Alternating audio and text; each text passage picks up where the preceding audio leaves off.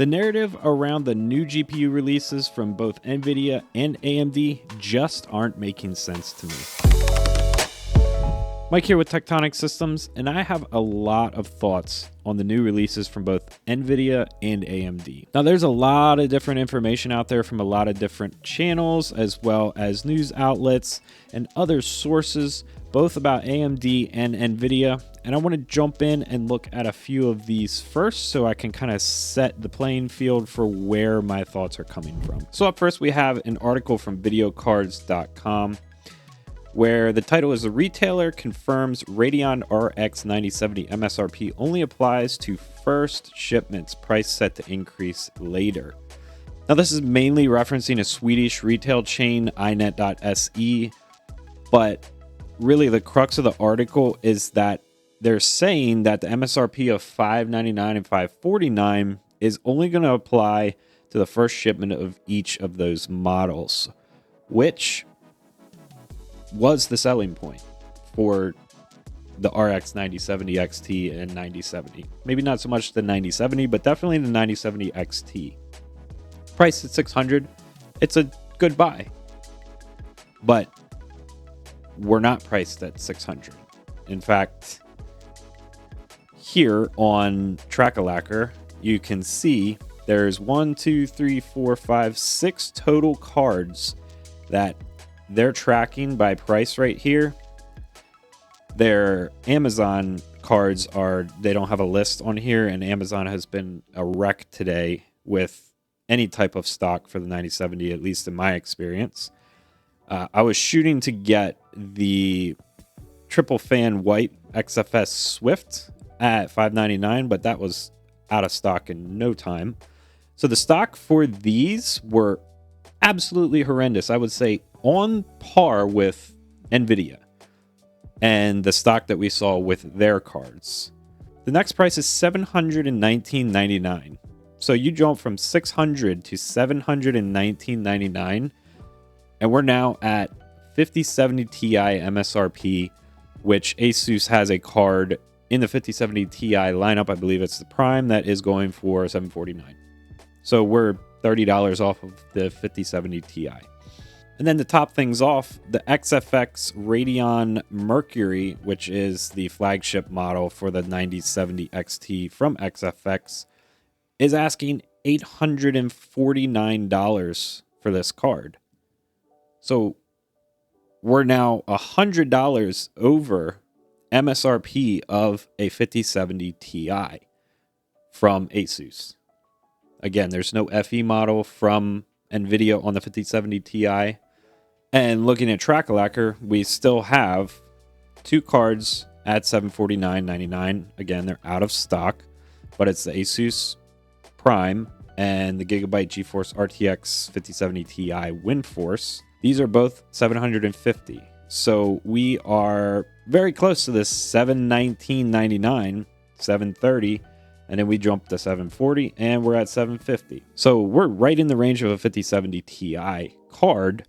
So the value of the 9070 XT just disappeared pretty much within an hour of it being released. If these cards are not coming back in stock, which it seems like that could be the issue from this article right here, there's really no performance per dollar argument that you're going to see from different channels.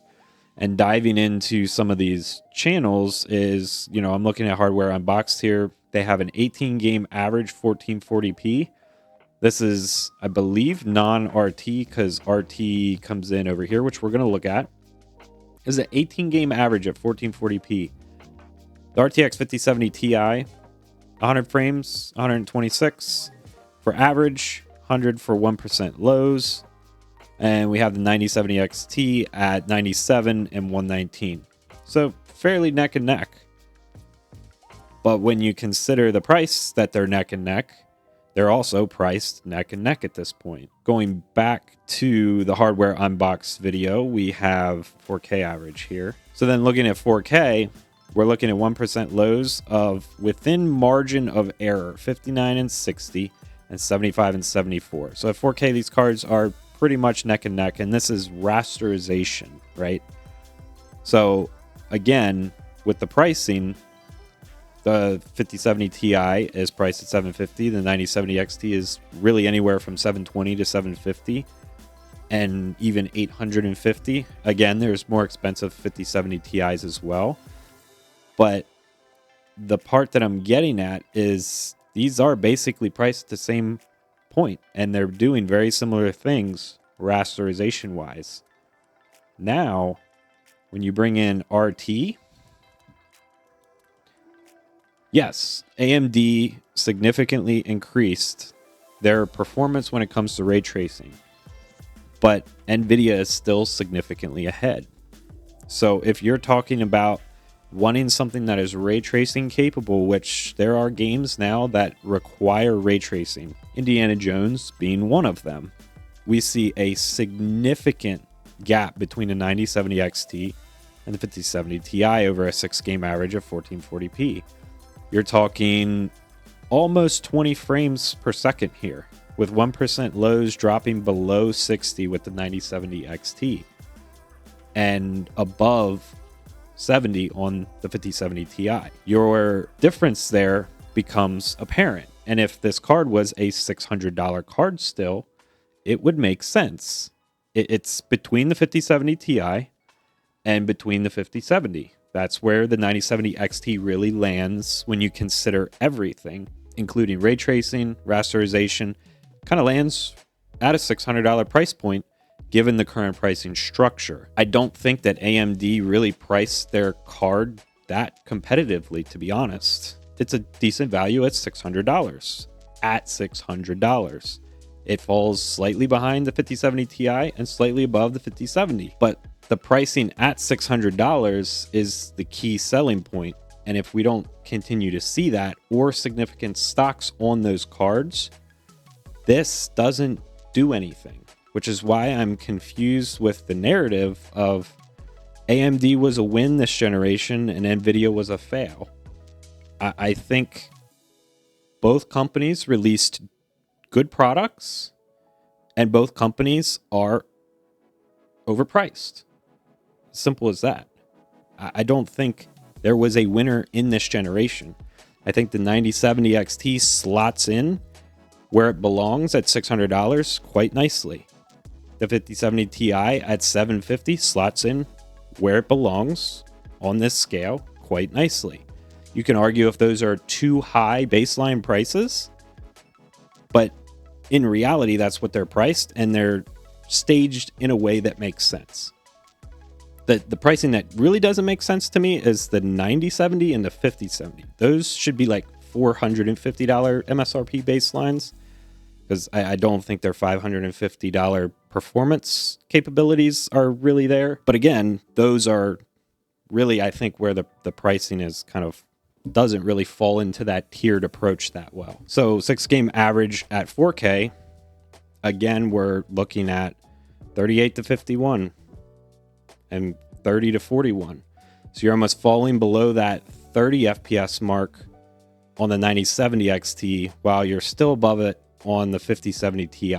So that those are, to me, these are your really important numbers in my opinion.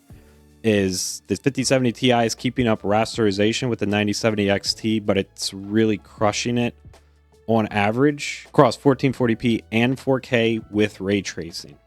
And again, that is a staple of games moving forward that this has to perform. So here on Digital Foundry, we can also see that they concluded that the aggregated RT performance for the 5070 Ti is above the 9070 XT. And the aggregated raster is roughly neck and neck. Pretty much the same results that Hardware Unboxed got. So I'm not calling these channels out as their data is incorrect. I'm just a little confused on the narrative of Nvidia bad this generation, AMD good. I think that these cards are tiered and priced as such. And the AMD card, if it is as expensive as an RTX 5070 Ti, and that is only what you're able to get, I don't see it being a win for AMD at all. I see it being you're in competition with something better at the same price, the decision is a no-brainer if the stock is there for a 5070 Ti. If you're going 720 to 750, $30 for a little bit better performance in ray tracing right here, easily worth $30. That was the main argument against the 9070 to the 9070 XT, is just spend the extra $50 and get that extra performance. Well, maybe just spend the extra $30 and get the RTX 5070 Ti if you can get one of these at MSRP. So again, the narrative is kind of strange for me, just on the outside looking in. Doesn't make a whole lot of sense in my mind. From what I can tell, Gamers Nexus also came to similar conclusions as Digital Foundry and Hardware Unboxed with their data. Very similar rasterization, but better with ray tracing on Nvidia's side. So again, very similar data and results there, which again supports my confusion of this release of Nvidia and AMD GPUs and kind of the narrative surrounding it. And the other part of the narrative that is confusing me is FSR 4 and DLSS 4 transformer model comparisons that kind of contribute to Nvidia also coming out ahead. So Digital Foundry here has a direct comparison of what 4K DLSS CNN performance used to be versus FSR 4, and there's a markedly better FSR 4 performance than the CNN model. You can very clearly see the differences right here on this sheath, I believe it is, for arrows. It's missing a lot of the stitching, but FSR 4 picks it up. FSR 4 is an incredible leap forward for AMD, and that's an amazing thing to see. And I think they did an excellent job with it. Again, the 9070 XT is a good card. Again, it's $600. But when you look at 4K DLSS with the transformer model, we're seeing a significant step above FSR 4. You can see it on the bag here. You can see it on the stitching, even the rest of the textures on the materials and the leather.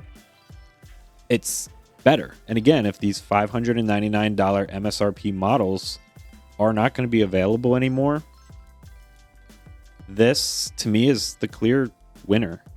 I would not buy a 9070 XT with the 5070 Ti being a viable option.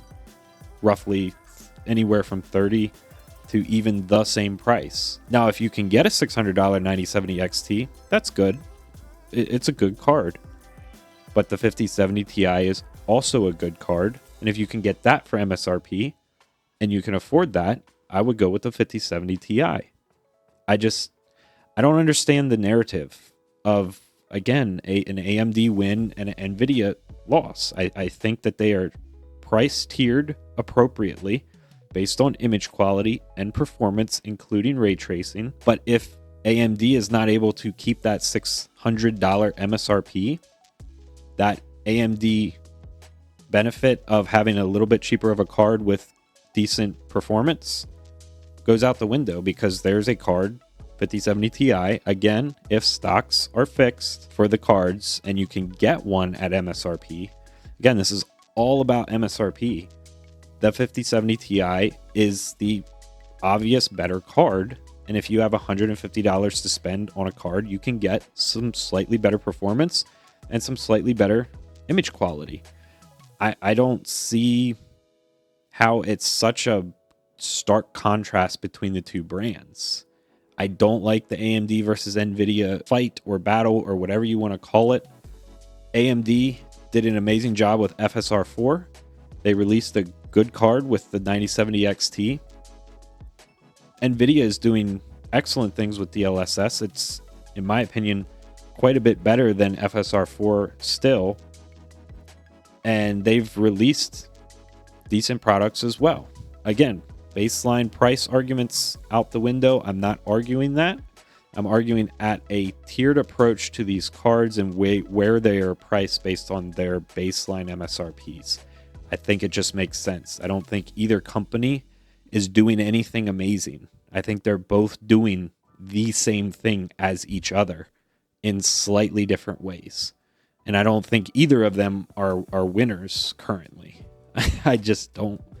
They released decent products. at their baseline MSRPs. When you go above that baseline MSRP, that's when you start to see it's really not a good value. So with all of that said, my final thoughts are, just like I said, I think both companies release decent GPUs at their MSRP. Again, I'm not arguing if the MSRP is too high as a baseline. I'm just saying the performance of the cards are decent across the board. It's nothing to write home about. It's nothing super exciting. It's nothing generational leap-wise for both companies. The only super massive gain, I think, out of everything is FSR4 from FSR3. But FSR3 was really not that good. And FSR4 still is not as good as DLSS 4. So it's not offering any extra value over Nvidia. So again, the narrative just doesn't make a whole lot of sense to me. And I just want to say, buy what you want. Buy the product that speaks to you and fits within your budget. Don't let these narratives get in your way of building the PC that you want to build, or stigmatizing it because you bought a certain brand and that's just not the cool brand this generation. Don't let that happen. Make an informed choice for yourself. Look at the data and ignore these narratives because they don't mean anything at the end of the day. These companies will continue to do this as they have forever. These companies are not on your side. They're not looking out for you, nor will they ever. They are out to make money off of you. That is a fundamental block for them to truly be looking out for you as a consumer, because their main goal is to extract money from you. If they extract money from you and you feel you got a good product in return, that's a successful transaction. That is all it is a transaction. It is not a relationship between you and this company. So just buy what you want.